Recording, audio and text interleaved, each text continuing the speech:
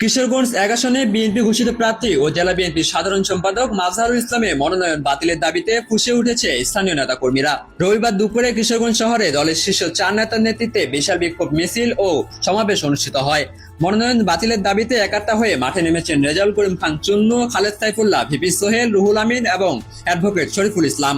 বিক্ষুব্ধ নেতাদের অভিযোগ, কিশোরগঞ্জ ৫ আসনে জনপ্রিয় নেতা মুজিবুর রহমান ইকবালকে মনোনয়ন দেওয়া হলেও সদর আসনে এমন একজনকে বেছে নেওয়া হয়েছে যার জনপ্রিয়তা একজন ওয়ার্ড কমিশনারেরও সমান নয়।